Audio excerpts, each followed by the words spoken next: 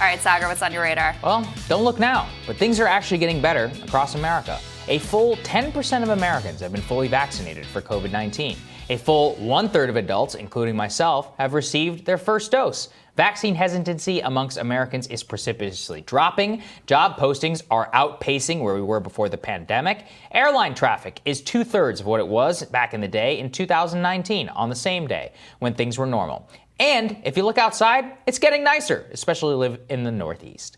I am firmly convinced that the optimism is what is fueling both a good feeling about where our country is headed. It's tied to Joe Biden's widespread approval rating so far as president, and critically, in the case for getting vaccinated.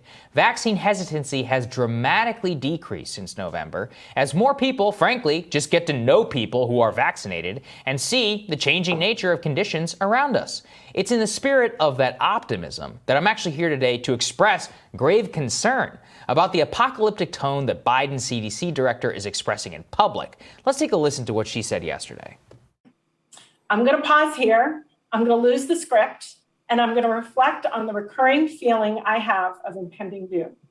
We have so much to look forward to, so much promise and potential of where we are, and so much reason for hope.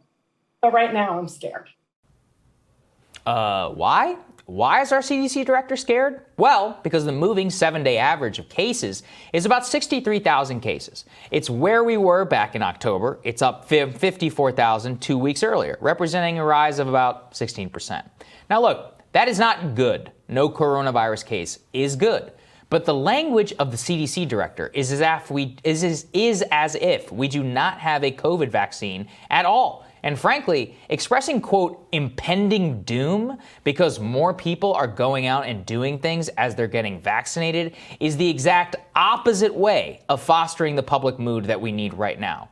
One thing that seems to be missing from the discourse in all of this is the number of people dying from COVID has dropped dramatically. In fact, we lost only 685 people on March 29th, which is 30% less than 2 weeks previously. And if you take a look at the charts, deaths have plunged here in the UK and in Europe, despite the fact that we've even seen cases rise a bit. The answer as to why is simple. Because you're more likely, but orders of magnitude more likely to die from coronavirus if you're old. And lucky for us, 70% of older Americans have right now been vaccinated. 70%!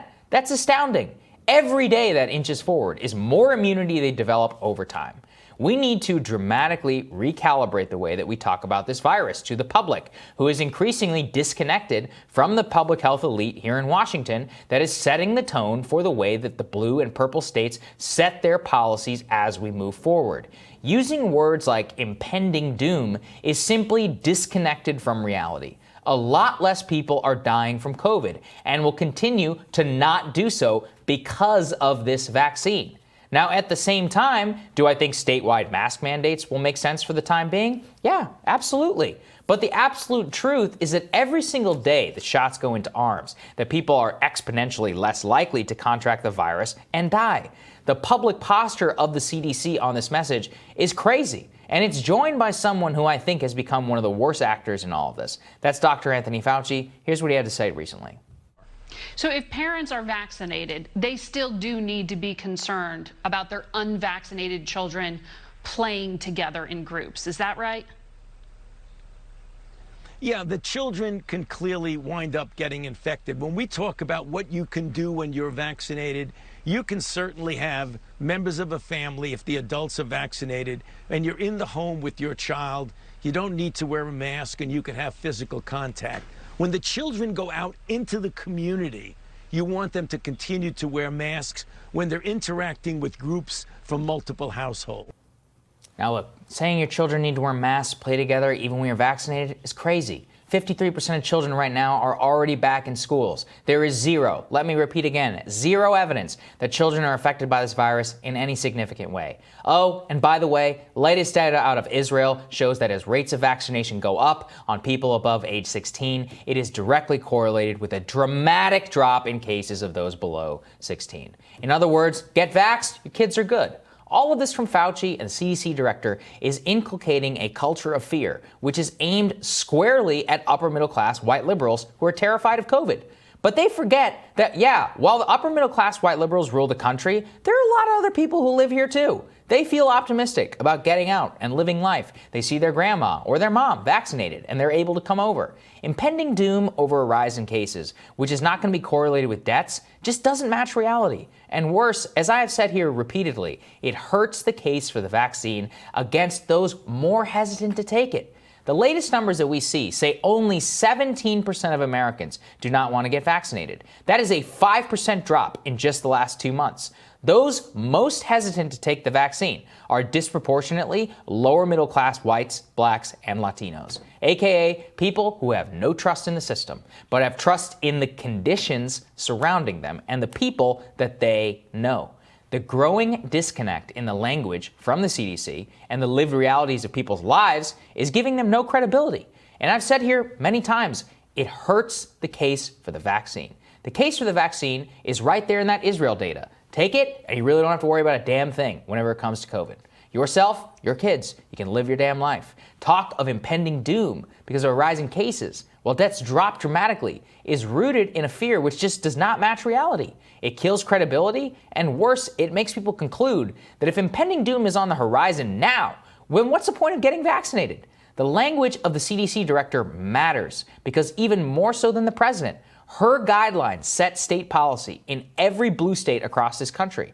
And the sooner that we get rid of this goddamn virus and we live our lives for the better, we are on our way there, and we need to do a better job of acknowledging it. And I want to be, clear here. It's not like I was against the lockdowns in the beginning. It's not like I'm not for public health guidance and more. This is more about a tonal shift, which I just see totally and dramatically just completely out of step with reality. Like impending doom over rises in cases, whenever deaths are dropping by 30%, 40%. We've seen what happens in the UK. First shot doses alone have taken their death curve off a cliff. And the reason why is we're reaching a very high level of herd immunity in this country every single day when millions and millions of people get vaccinated. California, New York, and other states are basically making it so if you're age 16 and over, you're going to get vaccinated in the next 2 months. And I just think this type of rhetoric, especially that one about kids playing with masks and all of this, just leads to the conditions which are just not correct in the way that people need to be living their lives right now. You know what that Fauci reminded me of is abstinence-only sex education. That shit doesn't work because it's not realistic. So everyone, when you're like, just don't have sex and we're not going to tell you to teenagers and we're not going to tell you anything about like if you do, how to protect yourself and what a reasonable measure would be, people just tune it out. Yes. They don't listen. And then you don't have the credibility to talk about reasonable precautions and where we really are and what you can do and what you can't do in a way that people are going to gravitate to. Instead, and this has really been the case from the beginning of the pandemic, in large part because of Trump and what a mess he was at the very beginning, people have been just like figuring it out for themselves, trying to make the best decisions they can in their own lives. And then I also saw Biden out there blaming the uptick in cases on individual people not wearing masks, et cetera, when the failures have been at the top from the very beginning. And oh, by the way, the biggest risk that we actually face right now is the one that I covered last week or the week before, which is that we allow poor countries around the world to go without vaccines, not because we need to be like generous and share our vaccine supply, but we need to compel these pharmaceutical companies to suspend patent protection so that manufacturers around the world can develop more vaccine supply to make sure that there isn't a variant that jumps this vaccine. I mean, if you want to talk about impending doom, that's the thing that's out there that could actually create impending doom. That's not on individuals wearing masks. That's on the Biden administration getting their shit together and doing what they need to do to make sure that people not just here but around the world can get vaccinated. Again, doesn't have to be out of the goodness of your heart, but because you don't want a new variant of this that comes here. If it starts there, it's not going to stay there. That's one thing that we've seen by and large from the pandemic. So that's been one thing that's been frustrating for me, and kind of the liberal focus on the pandemic from the beginning has been like, let me shame these individual people who, may be making bad and reckless decisions. That's fine. But the much larger problem, comes from the top. It came from the top under Trump. And right now it comes from a lack of willingness to suspend patent protection for these pharmaceutical companies from the Biden administration. That was a Trump administration policy, and it's a Biden administration policy now. Reportedly, they're thinking of changing that, but they haven't changed it yet. Yeah. And today, the U.S. and the EU are the two blocs that are blocking a proposal with the World Trade Organization to do exactly that.